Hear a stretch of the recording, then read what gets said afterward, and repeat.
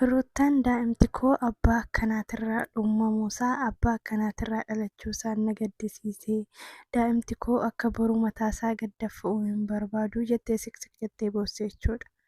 Maa boossan jedhaa baran dura sin barbaadu jettee turtee bara sin barbaadu caafii kiyyan gahinii yoo inni harkaa si tuquyyuu harkaan nan tuqini jettee isa jibbaa turte jechuudha. Har'a maaltu si gaabbisiisee obboleettii? Bin ajaa'ibaa! Waaf illee ta'u garuu daa'ima waan ta'eef osoo walitti deebi'ee namatti tola. Innaa baay'ee tokko hirqitee jechuudha. Akkatti nuti taphataa akkamittiin nuti fakkeessee akkamittiin akkasittiin nutti taasisee deemee irra deddeebiidhaan wantoota nuun jedhe. Dhugaa natti fakkaatee ture. Nagaa isiniif haa ta'u walis jira galata waaqayyoo nagaan na bira jiraatu isin bira isaa jiraatu. Innaa viidiyoo kana laayikii sabiskiraaybii sheerii gochuun irraanfatina.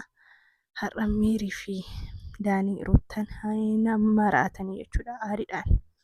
Ruutaan keessa baaddee jechuun boochishiituu hin layya'e qallaaliin boonyachuu barbaade. Innaa akkamittiin akkanatti haasa'a? Akkamittiin daa'imaan akkanadha? Daa'ima waan jedhe maal qaba?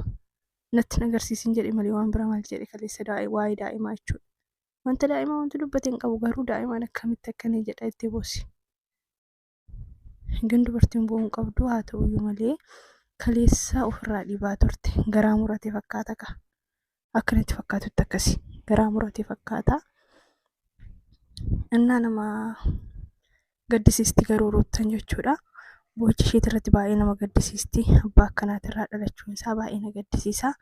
Boruu daa'ima kootiif yaade boruu mataasaa akkatti gadi dafa'u hin barbaadu. Viidiyoo kana ilaaluun isaa hin hafu. Akkamittiin akkana jedhattee baay'ee kaffa'amte jechuudha. Anaaf bakka kabajallee haadha bu'u akka haadha daa'ima isaa takkatti daa'imaaf akkamittiin akka moraalisaa akkamitti dhiyeenye nama boru guddatee viidiyoo kana ilaaluu danda'udha. Innaa Meerii fi Daaniin immoo siif jecha dhiisnee osoo anaaf inni bichaan kan dhufnu ta'ee anaa fi Meerii bichaan kan dhufnu ta'ee har'a akkanatti hin deemu ture. Maal gootan hin dabaddabdanii hereba akka isin bichaatu gulbatanyoota hin jedhaa baran.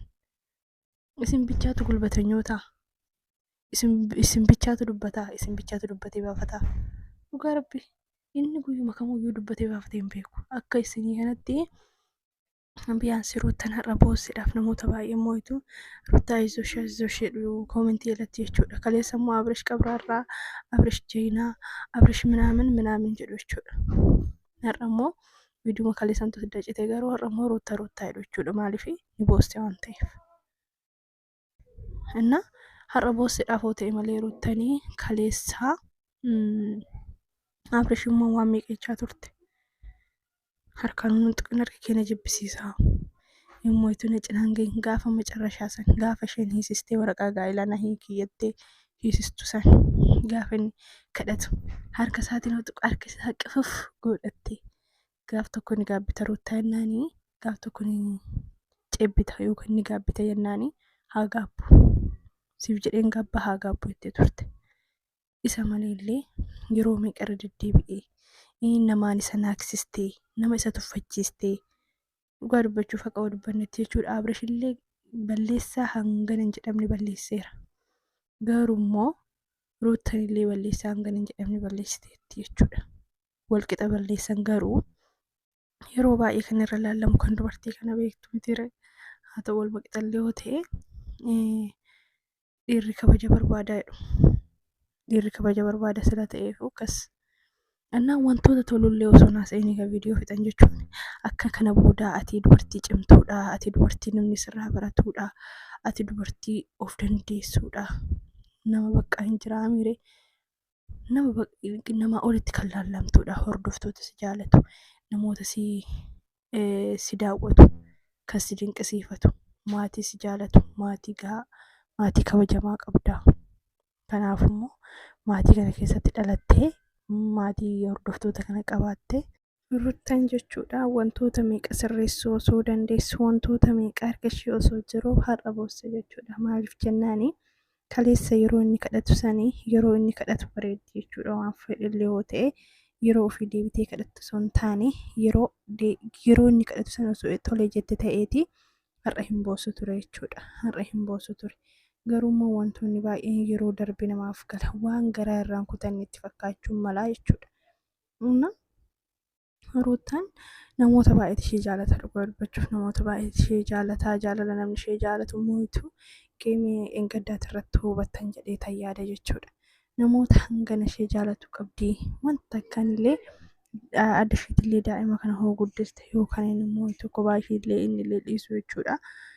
Ammayyuu mamaa keessa jirra innillee dhiisu iyyuu daa'ima ishee akka barbaaddetti guddifatti jechuudha. Dhugaa waaqa hordoftoota hangana ga'uu kana qabdi.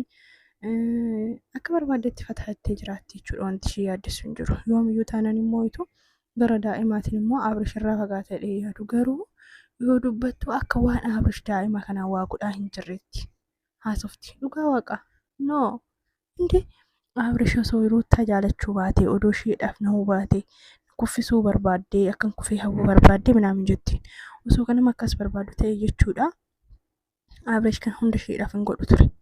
Maalitti hambifate isheen deenyaan mana bitee sapiraayisii godhe warqii 450 bitee sapiraayisii godhe deebi'ee makiinaa bite dhiira kamtu akkasitti namaa godha warqii adidduu malee waan baay'ee godheef jechuudha. Garuu kufiisa ishee hin barbaadu. Garuu moo'itu gatee deemuu irratti badii qaba malee jechuudha. Kufiisa ishee hin barbaadu. Ishiin garuu kufuu koo barbaaddaa osoo akka keetiitti qaatan kufee hafaa. Garuu moo'itu ani yoomiyyuu nama kufee hafu miti jettiin jechuudha. Kaleessa akkas jetteeni ani deeqa takkaafuu akka kuftu barbaade hin beeku. Suni yaada mataa keetiitti malee ani deeqa takkaafuu akka kuftu hin barbaanne jedheeni. Innaa hundi isaaniitu aaranii yeroo har'aa.